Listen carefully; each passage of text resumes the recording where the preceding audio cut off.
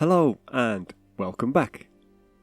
In this episode we're going to have a go at making some treasure piles, and that could be something as simple as adding a few coins to some of the things that we've already made, like these two pieces here, or we can really go to town and make something like this, which is a lot more impressive. And as always, you can find a link to the PDF file down in the description, but before we begin, I do just want to say that we've already made some of this stuff, like the helmets and shields are made in the same way as those in the statues video, and we also covered chests in episode 19, so I'm not going to cover those here, as these are just alternative textures. But yeah, now that that's out of the way, let's make a start. Okay then, the first thing we're going to do is take a couple of toothpicks and wrap those in one of the wooden textures. It doesn't really matter which. Then, from those we'll cut two 1-inch lengths and one that's around 1/4 inch, and we're just going to glue those into a kind of cruciform shape. So this kind of thing. And here's one that I made earlier, just using a bit of super glue. Next, we'll cut out this texture here and score it along this line. Then we'll fold that in half and cut out the little neck piece. There you go.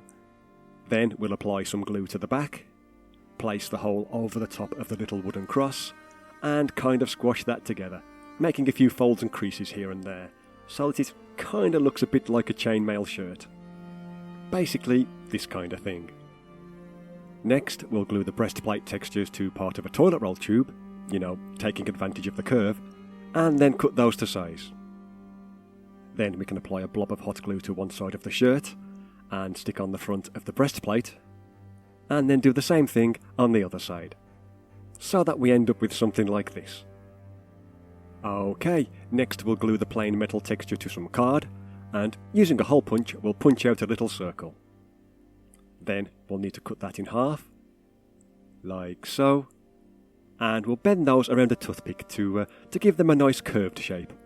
So, something like that. Then, using a tiny spot of hot glue, we can stick those to the shoulder areas of our little armour stand.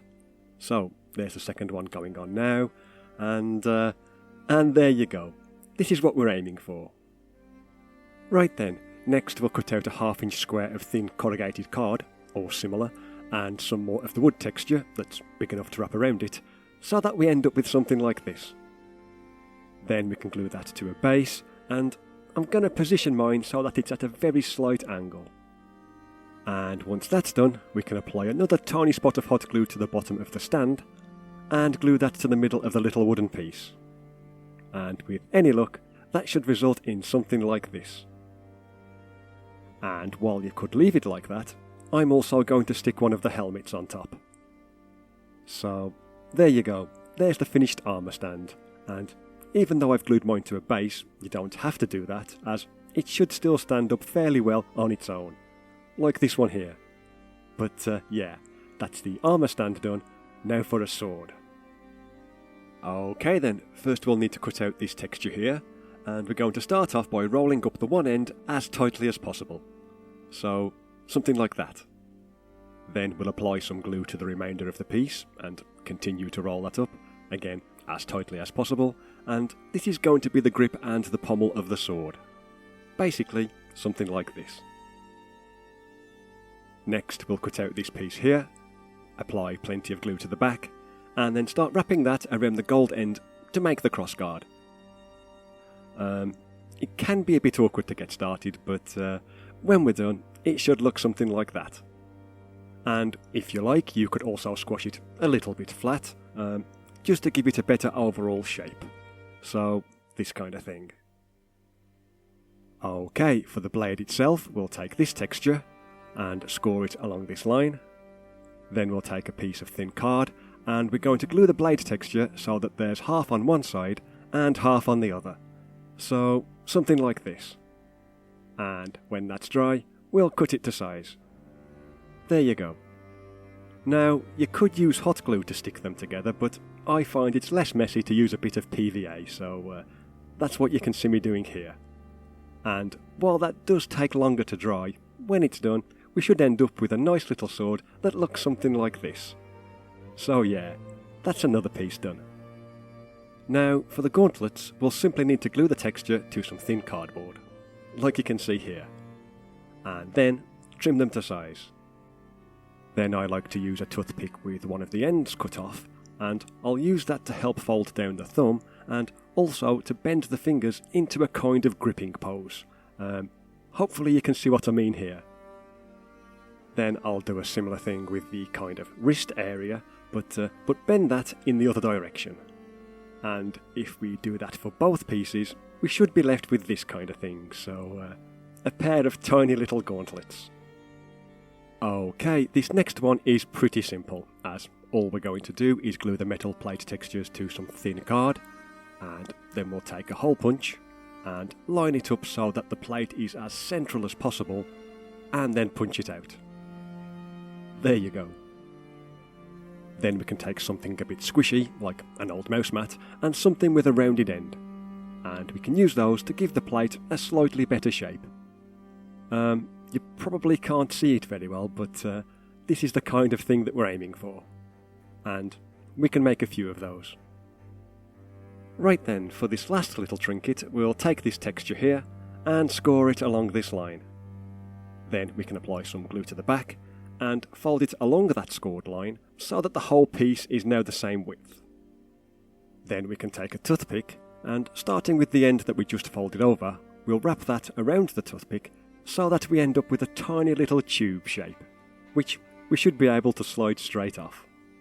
So that's pretty much it for this piece, and we can use these for a small mug, or a pair of braces perhaps, or anything like that really. But yeah, that's all of the little bits and pieces done, so now for the fun part. Okay, to make a pile of coins, we're going to need a bit of foam, or foam core, or anything like that, and we'll cut that into a kind of domed shape, just using a sharp knife. And we'll also need to cut out a piece of the coin texture that's a bit bigger than the foam itself. And as you can see, we can make these in various sizes, but in this example I'll make the bigger one, just because it'll be easier to see. So the first thing I like to do is make lots of little cuts in the texture towards the centre. It's a bit hard to see in the video, but something like this. Then we can apply some glue to the back, being careful not to tear it, as it will be rather fragile right now, and then we can place it on top of the foam and start to fold each of these little flaps or strips or whatever you want to call them. We'll fold those down one at a time until the whole piece is covered. Once that's done, we'll just make sure that it's all stuck down nice and flat, and then, using a sharp pair of scissors, we'll cut away most of the excess, leaving around 1mm of the paper showing, like you can see me doing here. All we'll need to do then is make sure that the whole thing sits flat on the table and tidy up any areas that might be looking a little bit scruffy. So there you go, and with any luck we should end up with something like this, which we'll just need to put to one side to dry. Anyway, to speed things up, here's one that's already dried, and this particular one should easily fit onto a 2-inch base. However, before gluing it into place, I want to make it look like there's a treasure chest partially buried in the coins, so maybe something like that. And all I'm going to do is cut out a section of the coins where I want the chest to go. Then, once I'm happy with its position, I like to glue the coins down with the glue stick, making sure to get plenty of glue on that little 1mm overhanging bit, but for the chest itself, I'll use a bit of hot glue. So, there's that going on now. And there you go, here's how it looks so far. Okay, now we can take some of the little trinkets that we just made, plus anything suitable from any of the other PDFs, like these little scrolls and bottles that you can see here, and yeah, we're finally ready to start the assembly. So, to begin with, I like to dry fit a couple of the larger pieces, and once I'm happy with how it all looks, I'll start gluing those into place. And sometimes I'll use a spot of PVA, other times hot glue. It just depends on what I think will work best for each individual piece. And as you can see, for the sword, I just cut a little slot in the foam, trimmed off the end of the blade, and then glued the sword into the little slot. But there's no real right or wrong way of doing any of this, just, add as much stuff as you like. In this example, I'm just trying to add as many things as possible. So yeah, I'll leave this running at like 10 times speed while I do just that.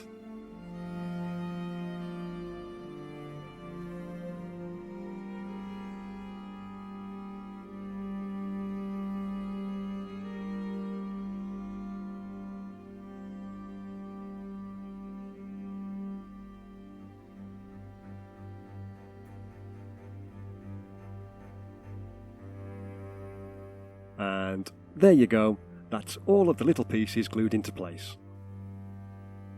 Anyway, you could quite easily call that done, but while I don't normally like to use special tools for any of this stuff, if you want to take it a step further, you could pick up one of these small hole punches. This one cuts out holes that are 1/16 of an inch in diameter, which just so happens to be the perfect size for little coins. So, with that in mind, here's a couple of sheets of cardboard, onto which I've glued the plain grey and yellow textures. And as a quick example, if I use the punch to make a few coins, you can see just how small they are. Okay, so I'll really speed this part up again while I punch out quite a few of these. I'd say roughly twice as many gold coins as silver coins, and then I'm going to start gluing these where the coin texture meets the base to kind of break up the straight line where the two meet. Basically, this kind of thing that you can see here. Actually, here's a little arrow to point it out a bit better. Anyway, here I am doing a similar thing all the way around, and the way I'm gluing them into place is by dabbing one end of a toothpick into some PVA, and then dabbing that where I want to glue the next coin. Then I'll use the other end of the toothpick to pick up the coin itself, and then place that on top of the little spot of glue. If I just slow it down here for a second, you can see it a bit better.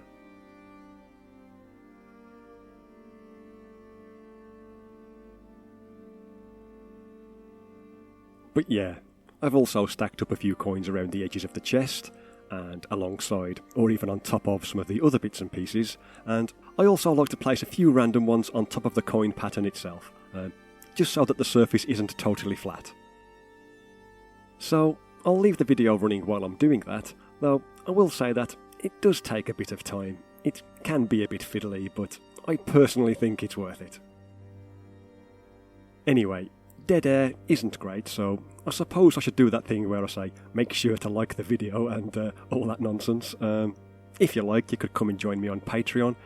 It would be great to get 100 patrons by the end of the year, or come and join the Discord server. There's links to all this stuff in the description, if you're interested in that kind of thing.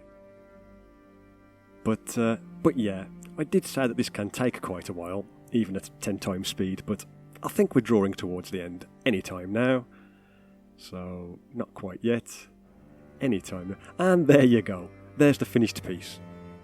And as you can see, adding all of these little coins, it really does make a difference. Though, you don't have to make anything this complicated. For example, you could just make a pile of armour, or a pile of coins, you know, whatever you need for an upcoming session. Plus, if you make several different ones, you can always combine them all into a huge pile of loot, like you can see here. So yeah, that's it for this episode. I'm not gonna lie, it's probably easier to just go out and buy a model for this kind of thing, but I wanted something that has the same look and feel as the rest of the dungeon, so I'm quite happy with how they've turned out. So, as always, thanks for watching. Do let me know in the comments if you plan on making any of this, and I'll see you in the next one. Bye for now.